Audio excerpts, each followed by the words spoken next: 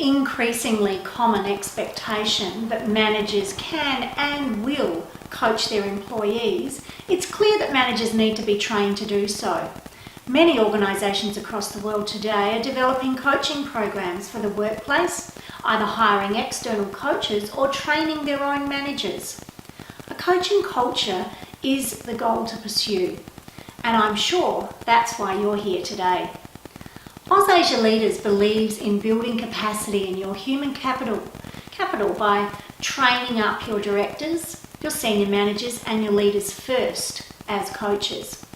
Without these people acting as role models for others more junior in the organisation, the required changes in behaviour just wouldn't happen.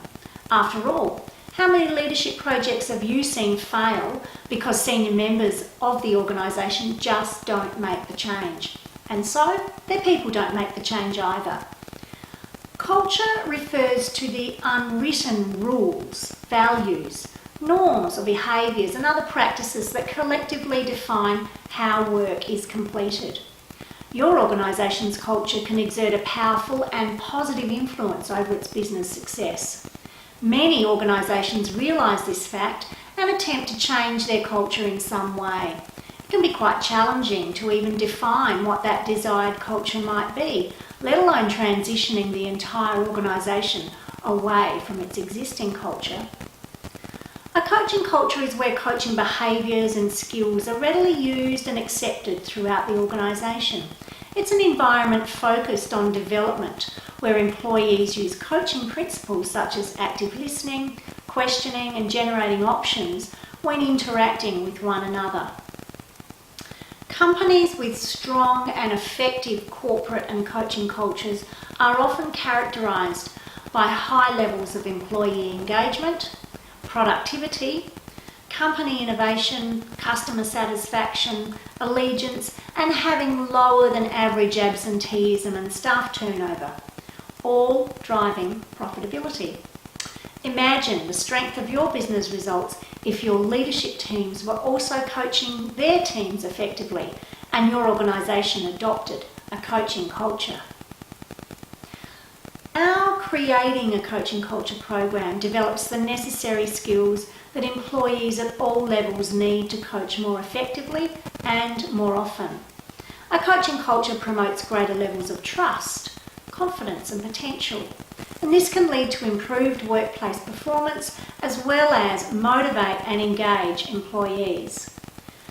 As well as the facilitator guide and the PowerPoint presentation, this program comes with a comprehensive participant workbook which is divided into 5 sections. And as you'll see, the first section is around what is coaching and unravelling what it really means and some of the terminology that's used around coaching today.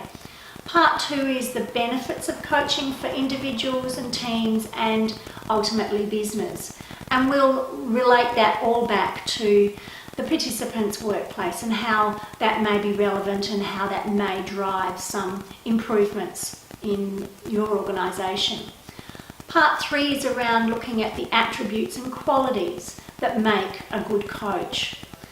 4 is that self-analysis and self-reflection and really identifying an individual coaching profile for oneself.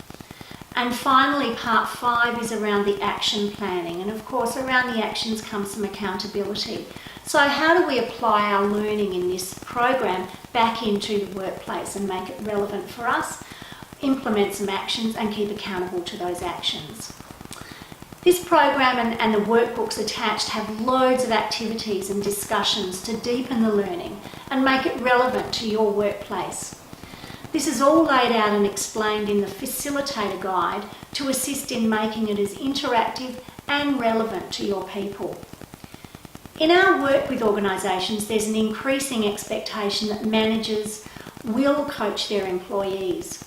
This training program has the potential to provide real and tangible value to you, your company and your people. Having said that, I would suggest that it will only be as valuable as the investment you make in the future ongoing professional growth and development of your people. Therefore, it's going to be advantageous for you to ensure you have a strategy where participants will have the confidence and support to apply their skills when they've completed the workshop and return back to their workplace. The types of strategies I'm talking about may include providing work-based learning opportunities and support, such as managers themselves being coached, mentored, or having coaching supervision. Maybe you can establish some buddy groups to continue the learning and the robust discussions. Coaching skills are really becoming part of the manager's toolkit. Through regular coaching conversations, the manager can have considerable impact on developing trust, awareness, responsibility and learning, and ultimately on engagement and performance of their people. For this to happen though, managers need training, not only in developing coaching skills, but in understanding how to use those coaching skills in their role and apply it in their workplace environment. And ultimately then, how to address current challenges they're facing with their team. Remember that old proverb, give a man a fish and you feed him for a day. Teach a man to fish and you feed him for a lifetime. Means that teaching people how to do this for themselves is better in the long run because it gives them the skills to provide for themselves as opposed to you doing things for them. For example, instead of allowing your team to dump their problems on you, hoping you're going to resolve it for them, you'll coach them to come up with the resolutions themselves. And you may even say, give them some guidelines around it. Don't come and talk to me about your problems until you have identified at least one or two solutions. By teaching your senior leaders to coach and your team members to solve their own problems, you are setting them up for the skills to provide for themselves or the ability to catch as many fish as they decide they need to on a daily basis. Creating a coaching culture in your workplace will assist HR and senior leadership groups to execute change across complex and often geographically spread organisations.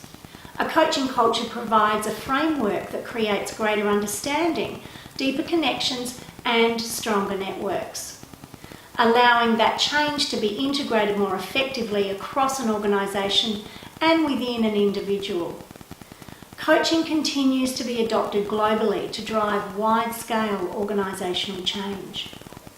A successful coaching culture will teach your employees how to fish instead of relying on being fed.